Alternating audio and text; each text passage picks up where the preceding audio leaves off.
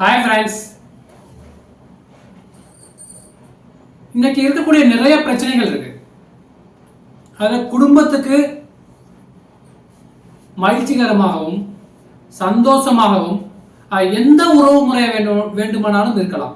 ஒரு கணவன் மனைவி உறவாக இருக்கலாம், ஒரு அம்மா மகன் உறவாக இருக்கலாம், ஒரு அம்மா மகள் உறவாக இருக்கலாம், அப்பா மகள் உறவாக இருக்கலாம், மாமா மைத்துனர் ஏதோ ஒரு உறவுகளாக இருக்கலாம், இல்லை நண்பர்களாக இருக்கலாம். இந்த உறவுகளில் விரிசல் வந்துச்சுன்னா அந்த விரிசலை எப்படி சரி செய்யணும் அப்படிங்கிற பற்றி தான் இந்த வீடியோ.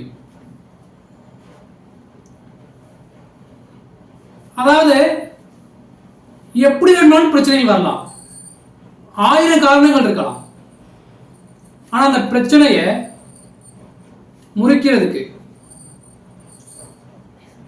அந்த பிரச்சனையை சால்வ் பண்றதுக்கு நான் அந்த வீடியோவில் சொல்ல போறல ஒரு 10 சொல்யூஷன் இருக்கு. இந்த 10க்குள்ள தான் ஏதோ ஒரு காரணம் வரும். நீங்க உங்களே எடுத்து பாருங்களே, உங்க குடும்பத்தில் ஏதோ ஒரு பிரச்சனை இருக்குன்னா இப்போ நான் சொல்லக்கூடிய இந்த 10 விஷயங்கள்ல ஏதோ ஒன்று கண்டிப்பா இருக்கும். இதை நம்ம சரி செய்துக்கிட்டோம் அப்படின்னாலுமே நமது குடும்பமும் மகிழ்ச்சிகரமாக வாழலாம். அது எப்படி, அது சாத்தியமா அப்படிங்கிற பற்றி தான் இந்த வீடியோவில் ஃபுல் அண்ட் ஃபுல் பார்க்க போகிறோம். ஸோ இது வரைக்கும் நம்ம சேனலை சப்ஸ்கிரைப் பண்ணாமல் இருந்தீங்கன்னா சப்ஸ்கிரைப் பண்ணிக்காங்க. வாங்க வீடியோக்குள்ள போகலாம். அதாவது என்ன சொல்றது, ஒரு கணவன் மனைவி உறவாக இருக்கட்டும், ஏதோ ஒரு உறவு, அந்த உறவுகளுக்குள்ள நம்மளுடைய ஒரு புரிந்துணர்வு எப்படி இருக்கு. அதான் முன்னெல்லாம் ஒரு ஆண்மகன் ஒரு பெண்ணை பார்த்து காதல் சொல்வதுனா கூட 1 ஆண்டுகள் 2 ஆண்டுகள் 3 ஆண்டுகள் இப்படி ஆண்டுகள் கணக்கா போகும். டக்கு நேரடியாக ஐ லவ் யூன்னு சொல்லிட மாட்டாங்க. அதுக்கு எத்தனையோ ஆண்டுகள் எடுத்துக்குவாங்க. அப்படியே எடுத்தாலும் அதை வீட்டில் சொல்லி ஒரு திருமணம் முடிஞ்சு அப்படின்னா அவங்களுக்குள்ள ஒரு நல்ல ஒரு புரிந்துணர்வுகள் இருக்கும்.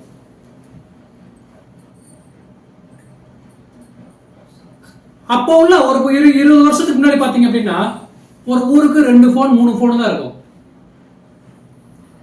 அப்பதான் மொபைல் கிடையாது.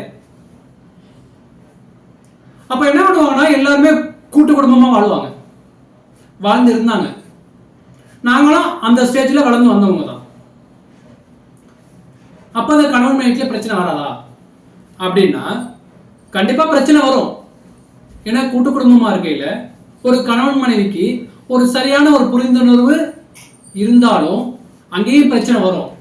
ஆனா அதை சமாளிச்சு அதுக்கு தகுந்த மாதிரி குடும்பம் நடத்துனாங்க. ஆனா இப்போ அப்படி இல்லை. இன்னைக்கு உள்ள காலகட்டம் எப்படின்னா, 1 நாள் பார்க்குறாங்க, 2 நாள் பார்க்குறாங்க, 10 நாள் பார்க்குறாங்க, 30 நாளைக்குள்ள கல்யாணம் முடிஞ்சிருது.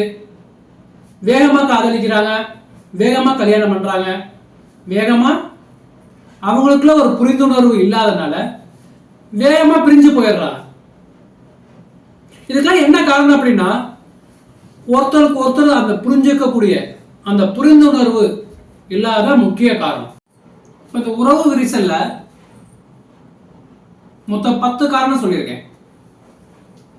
இந்த உறவு விரிசல்ல 10 காரணம் இருக்கு. அதுல முதல் முக்கியமா என்னோட பார்வையில நான் பார்க்கிறது ஈகோ. ஒரு குடும்பத்துல எட்டி பார்க்க கூடாத ஒரு விஷயம் அப்படின்னா ஈகோ. ஈகோ கோ, அந்த உச்சரிப்புல பாருங்களே, கோ. அதாவது ஒரு குடும்பத்துக்குள்ள ஈகோங்கிற ஒரு வார்த்தை வரவே கூடாது. எந்த உறவு முறையா வேண்டுமானாலும் இருக்கலாம். குறிப்பா ஒரு கணவன் மனைவி இடையே நீ பெரியவனா நான் பெரியவனா, நீ பெரியாளா நான் பெரியாளா, ஜெயிக்க போறது நீயா இல்ல நானா, இந்த ஈகோ எப்பவுமே வரக்கூடாது. இது ஒன்றும் ஒரு கிரிக்கெட் கிரவுண்ட் கிடையாதுங்க, இது ஒரு வாழ்க்கை. உதாரணத்துக்கு சொல்லணும்னா கணவனுக்கு தான் எல்லாமே தெரிஞ்சிருக்கணும் அப்படிங்கிறது இல்லை, மனைவிக்கு தான் எல்லாமே தெரிஞ்சிருக்கணுங்கிறது அப்படி இல்லை. ரெண்டு பேருக்கும் தெரியாமையும் நிறைய இருக்கலாம். அப்ப இந்த இடத்துல ஒருத்தருக்கு ஒருத்தர் அந்த விட்டு கொடுக்கிற மனப்பான்மை, அந்த ஈகோ இல்லாம இருக்கணும். ஈகோ இல்லாம இருந்துச்சு அப்படின்னாலே நம்மளுடைய வாழ்க்கையும் சந்தோஷமா இருக்குங்க. முக்கியமா அந்த உறவு முறையில ஈகோங்கிறது ரொம்ப ரொம்ப ரொம்ப கவனிக்க வேண்டிய விஷயம். எந்த இடத்துலையுமே ஈகோன்னா கொம்பு முளைக்கிற மாதிரி. எப்படி மாட்டுக்கு கொம்பு இருக்குல்ல, கொம்பு முளைச்சா எப்படி இருக்கும்? இப்ப நமக்கு இமேஜின் பண்ணி பாருங்களே, நமக்கு அந்த கொம்பு முளைச்சா எப்படி இருக்கும்? பார்க்கவே எப்படி இருக்கும்? அது போலத்தான் ஈகோ வந்துச்சுன்னா நமக்கு அப்படியே கொம்பு முளைச்சிடும். கொம்பு வந்தா என்ன ஆகும்? மற்றவங்களை முட்டத்தான் தெரியும், முட்டுவோம். அதனுடைய விளைவு யாருக்கு? எல்லாமே நம்ம தான் அனுபவிக்கணும். சோ முதல் முக்கிய காரணமா பார்க்கப்படுது, ஒவ்வொரு குடும்பத்திலையும் ஈகோங்கிற ஒரு வார்த்தை வந்துடக்கூடாது. இப்ப ஈகோக்கான அர்த்தம் உங்களுக்கு புரிஞ்சிருச்சுல? சோ உங்களுடைய குடும்பத்திலையும் நீங்களும் ஈகோ இல்லாம வளர்ந்து வரணுங்கிறது தான் எங்களோட ஆசை. இப்போ உறவு ரீசல்ல ரெண்டாவது முக்கிய காரணம் என்னன்னு பார்த்தோம்னா, ஒரு தாழ்வு மனப்பான்மை. அது எப்படி தாழ்வு மனப்பான்மைனா என்ன? அதாவது ஏதாவது ஒரு குறைய சுட்டி காட்டுறது. அது ஒரு 10 பேர் இருக்கையில சுட்டி காட்டையில அவங்களுக்கு அது ஒரு விதமான ஒரு தாழ்வு மனப்பான்மை. ஃபார் எக்ஸாம்பிள் சொல்லணும் அப்படின்னா, ஒரு பெண் திருமணம் முடிஞ்சு கணவன் வீட்டுக்கு வர்றாங்க.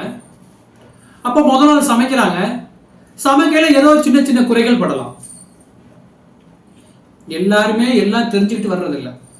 அப்ப இதுல எங்கே ஒரு தாழ்வு மனப்பான்மை வருதுன்னா, ஒரு கூட்டு குடும்பமா இருக்கிற எல்லாரும் உட்காந்து சாப்பிட்டு இருப்பாங்க. அப்ப அவங்களுக்கு சமைக்க அவ்வளவா தெரியாது. அப்ப ஒரு சிரிப்பா ஒரு பேச்சுக்கு அந்த பெண்ணை பார்த்து, என்ன சமைக்க தெரியாதா, நீ என்ன இப்படி சமைக்கிற, எதுவுமே கத்துக்கிட்டு வரலையா அப்படின்னு கொஞ்சம் கிண்டலா ஒரு ஜாலிக்கு பேசுவாங்க. அது அந்த பொண்ணுக்கு எப்படி இருக்கும்? அந்த மனசுல அப்பவே மனசு உடைஞ்சு போயிடுவாங்க. ஐயோ நம்ம எதுவுமே தெரியாத நமக்கு அப்படிங்கிற ஒரு மனப்பான்மை வந்துடும். அதுல இருந்து என்ன பண்ணுவாங்க, கொஞ்சம் கொஞ்சமா சுருக்கிக்க பார்ப்பாங்க. ஒரு படிப்பா இருக்கலாம், அவங்க மேற்கொண்டு படிச்சு முன்னேறதுக்கு ஒரு ஸ்டெப் எடுக்கலாம். அப்போ ஒரு சுட்டி காட்டி ஒரு வேகமா பேசையில, மட்டப்படுத்தி பேசையில அவங்களுக்கு ஒரு தாழ்வு மனப்பான்மை வரலாம். இது பெண்ணுக்கு மட்டுமல்ல, ஆணுக்கும் நடக்கக்கூடிய ஒன்று. ஒரு 10 பேர் இருக்கக்கூடிய இடத்துல அந்த மாதிரி ஒரு வார்த்தைகள் விடையில அவங்க மனசு சந்தோஷப்படுற மாதிரி தான் நம்ம நடந்துக்கணும். அதை தவிர்த்து அவங்க மனசு நோக்குற மாதிரி, அவங்க மனசு ரொம்ப தாழ்வு மனப்பான்மை வருகிற மாதிரி பேசணும் அப்படின்னா,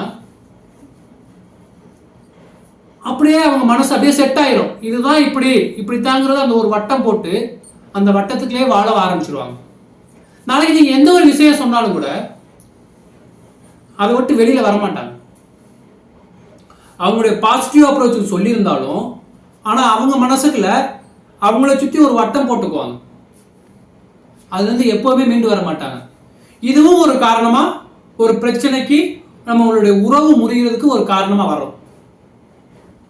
நீங்க எந்த உறவு முறை வேண்டுமானாலும் இருக்கலாம்.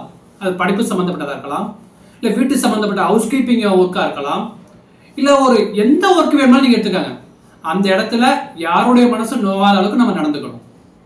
அப்படி படுத்தணும், அப்படி வார்த்தைகளை விட்டோம்னா அங்கே அவங்களுக்கு ஒரு தாழ்வு மனப்பான்மை வந்து அந்த 2 பேருக்கும் உள்ள உறவு கொஞ்சம் கொஞ்சமா விரிசல் ஆகும், டிஸ்டன்ஸ் ஆகும். ஸோ அது அப்படியே நிரந்தரமா போயிடும். மூன்றாவது காரணம், உறவு விரிசல் வருவதற்கு மிக முக்கிய காரணம், ஒருத்தரை பத்தி தவறான புரிதல். ஒரு கணவன் மனைவி, ஒரு அப்பா மகன், ஒரு அம்மா மகள், ஒரு மாமியார் மருமகள், இப்படி உறவு முறைகள்ல ஒருத்தவங்களை பத்தி இன்னொருத்தவங்க தவறா புரிஞ்சுக்கிறது.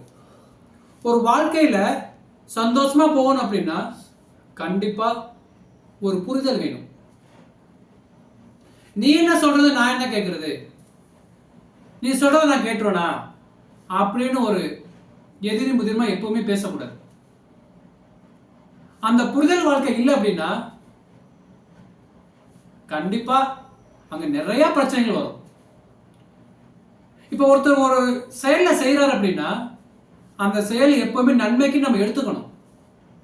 அதை விட்டுட்டு அவர் செஞ்சிருவாரோ அது செஞ்சிருமோ அப்படின்னு ஒரு தவறான புரிதல் எப்பவுமே வரக்கூடாதுங்க.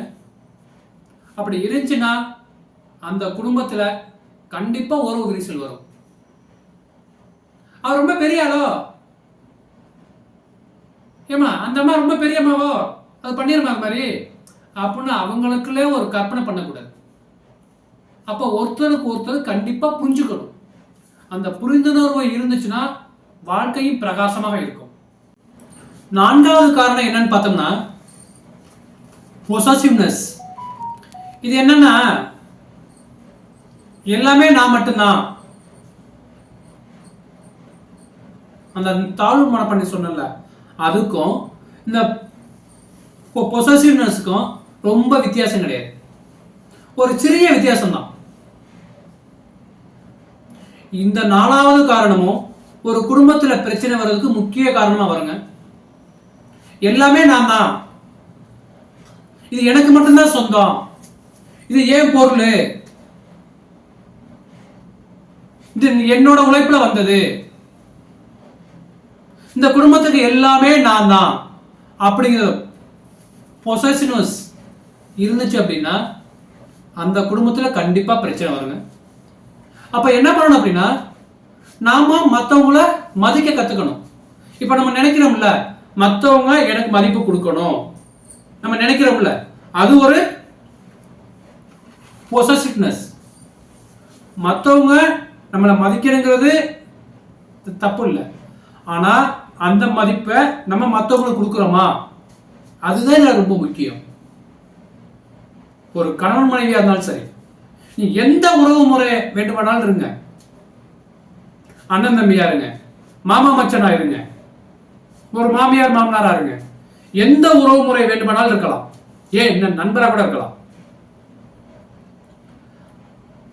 அந்த நம்ம எதிர்பார்க்கிற குணங்கள், எதிர்பார்க்கிற எண்ணங்கள் எல்லாமே நம்ம அவங்களுக்கு கொடுக்கணும். நீ என்னை மதிக்கணும் அப்படின்னா நான் உன்னை முதல்ல மதிக்கணும், அதுக்கு நான் முக்கியத்துவம் கொடுக்கணும். என்னை சுத்தி நான் 4 பேரை மதிக்க நான் கத்துக்கணும், அப்பனா தான் எனக்கு அந்த மரியாதை கிடைக்கும். இதுதான் அந்த பொசசிவ்னஸ். இந்த நாலாவது காரணமும் ரொம்ப ரொம்ப முக்கியங்க. உறவு விரிசலாவதற்கு மிக முக்கிய காரணமாக பார்க்கப்படும் 5வது காரணம் சந்தேகம். சந்தேகம் எப்படி தெரியுமா? ஒரு கணவன் மனைவி மீதோ இல்லை மனைவி கணவன் மீதோ ஒரு சந்தேகம் கொண்டு விட்டால், அந்த பேய் நம் மனதுக்குள் உள் வந்துவிட்டால், நமது வாழ்க்கை நமது உயிர் இருக்கும் வரை அந்த சந்தோஷம் என்பதே கிடைக்காது. அந்த இதுல நிறைய பேர் உயிர் இறந்தும் போயிருக்காங்க அந்த சந்தேகத்தினால். ஸோ ஒவ்வொரு குடும்பத்திலையும் சந்தேகம் வந்துட்டா உடனே மனசை விட்டு அழிச்சிருங்க. அப்பவே நேருக்கு நேராக உட்கார்ந்து பேசி தெளிவுபடுத்திக்கணும். சந்தேகங்கிற ஒரு நோய் மட்டும் மனசுக்குள்ள வராம பார்த்துக்காங்க. அப்படி வந்துச்சுன்னா எப்படி தெரியுமா, அந்த ரிசல்ட் எப்படி தெரியுமா இருக்கும்? ஒரு ஊருக்குள்ள ஒரு கருவேல மரம் இருக்கு, அந்த மரத்தை வெட்ட வெட்ட என்ன ஆகும்? திரும்பி வளர்ந்து வளர்ந்து போய்கிட்டே இருக்கும். ஒரு விதையானது 2 விதை, 4 விதை, 10 விதை, 100 விதை, 200 விதை, ஊர் ஃபுல்லா அப்படியே பரவிடும். ஆனா எவ்வளவு வெட்டினாலும் என்ன ஆகும்? அந்த விதை திரும்பி திரும்பி முளைச்சு இன்னொரு இடத்துல பதியும், முளைச்சு இன்னொரு மரம் வரும், திரும்பி வெட்டி போடுவாங்க, இன்னொரு இடத்துல பதிஞ்சு வரும். இப்படி ஒவ்வொரு இடத்துல எண்ணிக்கை தான் கூடும். கருவேலா மரத்தை வெட்ட வெட்ட எவ்வளவு துளிரிட்டு வளர்ந்து வருமோ, நமது மனசுக்குள்ளேயும், அதாவது குறிப்பா ஒரு கணவன் மனைவி உறவுக்குள் சந்தேகம் என்னும் நோய் வந்துவிட்டால் நமது வாழ்க்கையும் சீரழிஞ்சு போயிடுங்கிறது யாராலும் மறுக்க முடியாது. ஸோ உங்க குடும்பத்திலையும் இந்த பிரச்சனை வருதான்னு பார்த்துக்கங்க. அப்படி வந்தா அதை எப்படி சரி பண்ணணுங்கிறத உடனே உட்கார்ந்து பேசி முடிவு எடுத்துருங்க. அதை நாட்கள் தள்ளி போட்டீங்கனாலே பிரச்சனை உருவாயிடும். இந்த உறவு விரிசல் வருவதற்கு 6வது காரணமாக பார்க்கப்படுறது மனம் விட்டு பேசாம இருக்கிறது. மனம் விட்டு பேசாம இருக்கிறதுனா என்ன? ஒரு கணவன் மனைவி இருக்காங்க. ஒரு கணவன் மனைவியை பற்றியோ மனைவி கணவனை பற்றியோ அவங்களா ஏதாவது ஒன்று நினச்சிக்கிட்டு அப்படியே பேசாம ஒதுங்கிடுவாங்க. அது ஒரு இடத்துல உட்கார்ந்து பேசி தீர்க்க நினைக்க மாட்டாங்க. அவங்களா ஒரு கற்பனை பண்ணிக்குவாங்க. எவ்வளவு பெரிய பிரச்சனையா இருந்தாலும் என்னங்க, உட்கார்ந்து பேசினா எல்லாம் சால்வ் ஆகும். முன்னாடியெல்லாம் பார்த்தா மிகப்பெரிய கூட்டு குடும்பம், எவ்வளவு பிரச்சனைகள் வரும், சண்டைகள் வரும். ஆனா உட்கார்ந்து பேசினாங்கன்னா எல்லாமே சால்வ் ஆயிரும். ஆனா இன்னைக்கு எங்க பேசினா சண்டை வந்துருமோ நினைச்சு எல்லாம் பேசாம ஒதுங்கி ஒதுங்கி போயிடுறாங்க. அப்ப நம்ம குடும்பத்துல பிள்ளைகள்ட்டையும் சரி வீட்டில் இருக்கக்கூடியவங்கள்ட்டையும் சரி பேசினா தான் அதுக்கு ஒரு தீர்வு கிடைக்கும். நம்மளா ஒன்று கற்பனை பண்ணிட்டு ஒதுங்கி ஒதுங்கி போனோம் அப்படின்னா அந்த உறவு விரிசலாவதற்கு இடைவெளி தான் கூடிக்கிட்டே போகுமே தவிர திரும்ப ஒட்ட வரவே வராது. ஆனா எந்த ஒரு பிரச்சனையா இருந்தாலும் சரி உட்கார்ந்து பேசுங்க. அதை விட்டுட்டு தலையை வெட்டி எரிஞ்சிடா போறாங்க, இல்ல அடிச்சிடா போறாங்க, இல்ல வெளியில போன்னு வெத்திடா போறாங்க, எதுவுமே நடக்காதுங்க. நம்மளை மீறி எதுவும் நடக்காது. ஒரு பிரச்சனை வந்துச்சுன்னா உட்கார்ந்து பேசுங்க. பேசணும் அப்படின்னாலே எல்லாமே சால்வ் ஆயிரும். ஸோ உங்க குடும்பத்தில் ஒரு பிரச்சனை வருதுன்னா உட்கார்ந்து பேசுங்க. பேசாத வரைக்கும் அதுக்கு ஒரு முடிவு கிடைக்காது, ஒரு தீர்வு கிடைக்காது.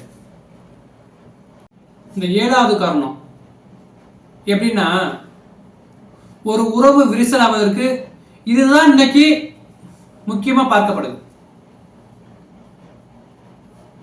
3வது நபரின் தலையீடு.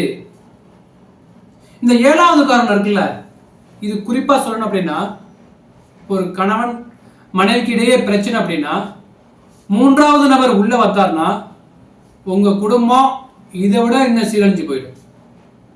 இதுக்கு மேல சொல்லணும்னா இப்ப இருக்கிற பிரச்சனைகளை தாண்டி மேற்கொண்டு வேற ஏதாவது ஒரு ரூபத்தில் உங்களுக்கு பிரச்சனை வரும்.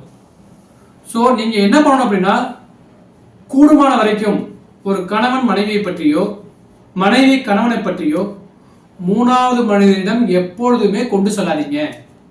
அப்படி கொண்டு போனீங்கன்னா இந்த பிரச்சனைகள்லாம் தாண்டி வேற ஏதாவது ஒரு ரூபத்துல வேற ஏதோ ஒரு காரணத்துக்காக உங்களோட பிரச்சனை இதை விட கூடுமே ஒழிய குறையவே குறையாது. அப்ப என்ன ஆகும்னா, ஒரு கணவன் மனைவிக்கு இடையே உள்ள விரிசலானது கொஞ்சம் கொஞ்சமா பிரிஞ்சு நாளடைவில் நிரந்தரமா பிரிஞ்சிருவோம். இந்த உலகத்துல இதை விட பெருசா சந்தோஷம் என்னங்க இருக்க முடியும்? ஒரு கணவன் மனைவி நல்லா இருக்கணும்னு, ஒரு மனைவி கணவன் நல்லா இருக்கணும், இதை விட வேற யாரும் நினைப்பா? 3வது மனிதன் எதுவும் நினைப்பாரா? கண்டிப்பா நினைக்க மாட்டாங்க. அப்ப என்ன பண்ணணும் அப்படின்னா, நம்ம தான் ஒருத்தருக்கு ஒருத்தர் விட்டு கொடுத்து அனுசரிச்சு அந்த பிரச்சனைகளை சால்வ் பண்ணி நம்ம தான் தெளிவுபடுத்திக்கணுமே தவிர 3வது நபரிடம் கொண்டு சென்றால் வேற ஏதாவது ஒரு பிரச்சனை உருவாகத்தான் காரணம் இருக்கும். நமது இருக்கக்கூடிய உறவும் சிறிது சிறிதாக இடைவெளி விட்டு நிரந்தரமாக பிரியக்கூடிய ஒரு வாய்ப்பும் உருவாகும். ஸோ இதுக்கு நீங்க எப்பவுமே இடம் கொடுத்துடாதீங்க. உங்களுடைய வாழ்க்கை பிரகாசமாக இருக்கும் என்பதை யாரும் மறுக்க முடியாது. அடுத்து நான் பார்க்கப்படுறது 8வது காரணம், துன்புறுத்தல். இது எல்லா குடும்பத்திலுமே இன்றைய காலகட்டத்தில் நடக்கக்கூடிய இயல்பான ஒன்று. துன்புறுத்தல்னா என்ன? இது ஒரு அடிக்கிறதோ இல்ல உதைக்கிறதோ இல்ல திட்டுறதோ எதுவும் கிடையாதுங்க. இதுவும் ஒரு வகையான துன்புறுத்தல். எப்படின்னு பாக்குறீங்களா? ஒரு கணவன் மனைவி நல்லா சந்தோஷமா வாழ்ந்துட்டு வர்றாங்க, நல்ல ஒரு அண்டர்ஸ்டாண்டிங் தான். ஆனா குழந்தை பிறந்த பிறகு அது காலப்போக்கில் கொஞ்சம் கொஞ்சமா குறைஞ்சு ஒருத்தர் கொஞ்சம் விட்டு அந்த டிஸ்டன்ஸ் ஆகுதுல்ல, ஒரு பிரிவு வருது. ஏன்னா அந்த புரிந்துணர்வுங்கிறது கொஞ்சம் கொஞ்சமாக குறையுது. இதுவும் ஒரு வகையான துன்புறுத்தல். நீ என்ன சொல்றது, நான் என்ன கேட்கறது? அது மாதிரி குழந்தைங்களை அதட்டுறது. நான் இவ்வளவு கஷ்டப்பட்டேன், இப்படிலாம் இருந்தேன், நீ இப்படித்தான் போகணும், இப்படித்தான் பண்ணணும், நீ இதுதான் படிக்கணும் அப்படின்னு கட்டாயப்படுத்தணும்ல, அதுவும் ஒரு வகையான துன்புறுத்தல் தான். இந்த மாதிரி நம்ம துன்புறுத்துறதுனால ஒரு குழந்தைங்கள்ட்ட நம்ம போஸ்ட் பண்றது, நம்மளுடைய ஆசைகள்லாம் அவங்க மேல திணிக்கிறது. அப்ப என்ன ஆகும் அப்படின்னா, அந்த குழந்தைகளுடைய எதிர்பார்ப்புகள் அப்படியே முடங்கி போயிடுது. இது நாளடைவில் அந்த தாய் தந்தை குழந்தைகளுக்கான அந்த உறவு கொஞ்சம் கொஞ்சமா விரிசல் அடைகிறது. இதுவும் ஒரு வகையான துன்புறுத்தல் தான். அதே மாதிரி ஒரு கணவன் மனைவிக்கு உள்ள உறவும் அது மாதிரி தான். ஏதோ ஒரு வகையில ஏதோ ஒரு துன்புறுத்தல். ஒரு குழந்தைங்களை பார்க்கணும், குழந்தைங்க கூட இருக்கணும், அந்த அம்மா என்ன பண்ணுவாங்க, அந்த குழந்தைங்கள்ட்ட முக்கியத்துவம் கொடுத்து அப்படி போகையில் அந்த டிஸ்டன்ஸ் கொஞ்சம் கொஞ்சமாக ஒதுங்கையில் அந்த என்ன சொல்றது, அந்த இடைவெளி கொஞ்சம் கொஞ்சமாக குறையும். இதுவும் ஒரு வகையான துன்புறுத்தல் தான். ஸோ நம்மளுடைய ஆசைகள் எல்லாம் ஒருத்தர் மேல திணிச்சோம் அப்படின்னா அதுவும் ஒரு துன்புறுத்தல் தான். மனைவி கிட்ட மட்டும் இல்லை, குழந்தைங்கள்ட்ட மட்டும் இல்லை, ஏதாவது ஒரு உறவுகள்கிட்ட நம்ம ரொம்ப போஸ்ட் பண்ணுவோம். இப்படித்தான் இருக்கணும், இப்படித்தான் வரணும், இப்படித்தான் செய்யணும், இப்படித்தான் போகணும் அப்படின்னு நம்ம ஒரு போஸ்ட் பண்ற பாருங்க, அதுவும் ஒரு வகையான துன்புறுத்தல் தான். நீ கண்டிப்பா இப்படித்தான் வரணும், நீ இப்படித்தான் செல்லணும் அப்படின்னு ஒரு வரமுறை கொடுத்து அவங்களை ரொம்ப கட்டாயப்படுத்துற பாருங்க, அதுவும் ஒரு வகையான துன்புறுத்தல் தான். ஸோ இனிமேலே நம்ம குடும்பத்திலையும் அந்த துன்புறுத்தல் அப்படிங்கிறது வராம பார்த்துக்கிட்டோம் அப்படின்னாலே நமது குடும்பமும் மகிழ்ச்சிகரமாக இருக்கும் என்பதை யாராலும் மறுக்க முடியாது. நமது வாழ்க்கையிலையும் உறவு சந்தோஷமாக இருக்கணும் அப்படின்னா நாம ஒருத்தருக்கு ஒருத்தர் விட்டு கொடுக்கிற அந்த மனப்பான்மை தாங்க 9வது பாயிண்ட். உறவுகள்ல என்னோட பார்வையில ரொம்ப முக்கியமா கருதப்படுறது விட்டு கொடுக்காது. நம்மளோட உறவு சந்தோஷமா நினைக்கணும் அப்படின்னா விட்டு கொடுக்கணும். இன்னைக்கு நிறைய குடும்பங்கள்ல அந்த விட்டு கொடுக்குற மனப்பான்மைங்கிறதே இப்ப இல்லாம போயிடுச்சு. சின்னவங்களா இருக்கட்டும், பெரியவங்களா இருக்கட்டும், வேறுபாடே கிடையாது. இன்னைக்கு யாருக்குமே ஒரு விட்டு கொடுக்குற எண்ணம் அப்படிங்கிறது அரிதா இருக்கு. எங்கேயோ 1-2 நடக்குது. எல்லாமே நான் தான், எல்லாமே எனக்கு தான் அப்படிங்கிற சொந்தம் கொண்டாடுறது. பெரியவங்கள்ட்ட இருந்தாலும் சரி, சின்னவங்கள்ட்ட இருந்தாலும் சரி, இது எனக்கு தான், யாருக்கும் கொடுக்க மாட்டேன் அப்படிங்கிற ஒரு எண்ணம் எப்பவுமே வரக்கூடாது. இதுல ஒண்ணு இருக்குங்க, விட்டு கொடுப்பவன் எப்பவுமே கெட்டு போனது கிடையாது. இது எனக்கு ரொம்ப பிடிச்சமான வார்த்தை.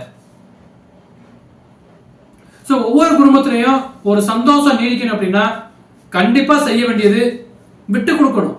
ஒரு பிரச்சனை வருதுன்னா ஜெயிக்கிறோமா தோக்குறோமாங்கிறது முக்கியம் இல்லை, நம்மளுடைய வாழ்க்கை துணைக்கு விட்டு கொடுக்கணும்.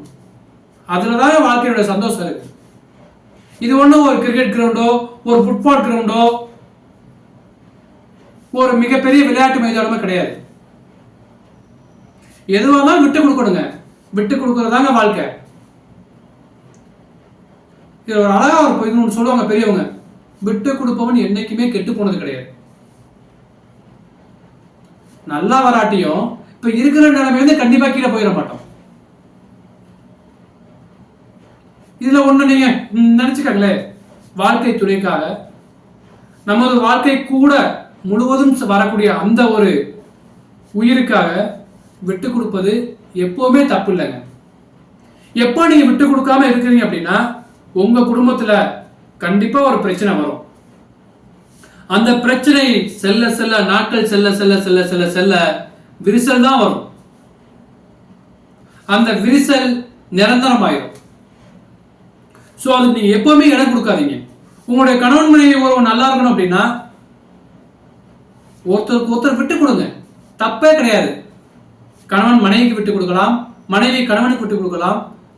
நமது குழந்தைகளுக்கு அவங்க ஒரு சில விஷயங்களை அடம் பிடிப்பாங்க, அவங்களுடைய விருப்பத்துக்கு போயிட்டு அதுக்கு தகுந்த மாதிரி நம்ம விட்டு கொடுக்க ரெடியா இருக்கணும். ஸோ உங்களுடைய வாழ்க்கையும் மகிழ்ச்சிகரமாக செல்லணும் அப்படின்னா வாழ்க்கையில ஒரு சிலதை விட்டு கொடுக்கறது தப்பு இல்லை. என்னோட பார்வையில ஒரு உறவு சந்தோஷமா இருக்கணும் அப்படின்னா இந்த அடுத்து சொல்ல போறோம்ல 10வது பாயிண்ட், அது ரொம்ப ரொம்ப ரொம்ப ரொம்ப ரொம்ப முக்கியமானவங்க. Social media.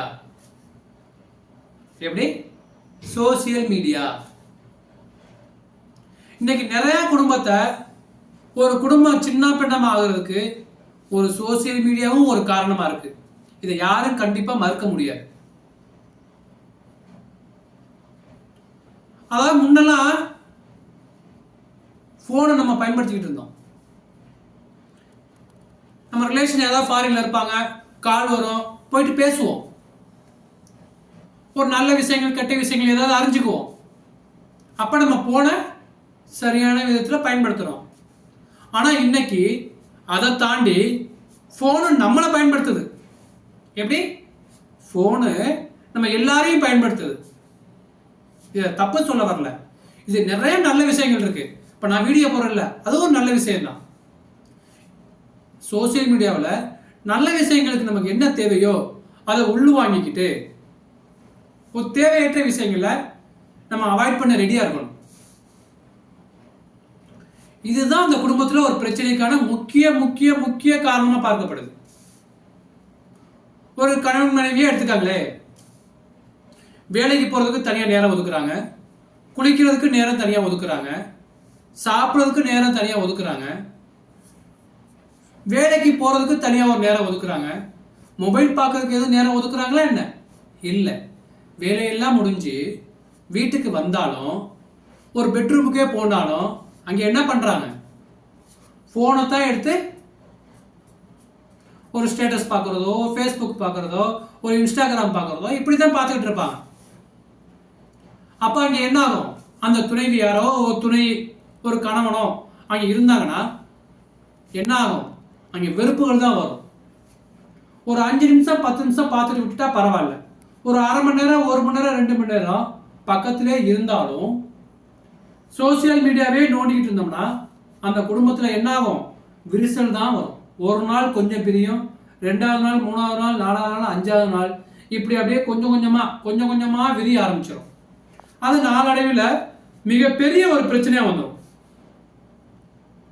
ஸோ உங்க குடும்பத்திலையும் ஒரு சந்தோஷம் வேணும்னா, ஒரு மகிழ்ச்சி வேணும்னா, என்னைக்குமே நிலைச்சி இருக்கணும்னு நீங்க ஆசைப்பட்டீங்கன்னா சோசியல் மீடியாவை கொஞ்சம் கொஞ்சமா எவ்வளவு குறைக்க முடியுமோ குறைச்சிக்காங்க. அது உங்க குடும்பத்துக்கு மிக பயனுள்ளதா இருக்குங்கிறது யாராலையும் மறுக்க முடியாது. ஸோ இந்த 10 பாயிண்ட் இருக்குல்ல, உங்க குடும்பத்திலேயும் கண்டிப்பா பிரச்சனைகள் இருக்கும். பிரச்சனை இல்லாத குடும்பம் எங்கேயுமே கிடையாது. அப்ப இந்த 10 காரணங்கள்ல ஏதோ ஒரு காரணம் உங்க குடும்பத்துல கண்டிப்பா இருக்கும். அது எப்படி நிவர்த்தி பண்ணிக்கிறது அதையும் இந்த வீடியோவில் சொல்லியிருக்கேன். ஸோ இந்த வீடியோ உங்களுக்கு பிடிச்சிருந்துச்சுன்னா கண்டிப்பா சப்ஸ்கிரைப் பண்ணுங்க, லைக் பண்ணுங்க, கமெண்ட் பண்ணுங்க.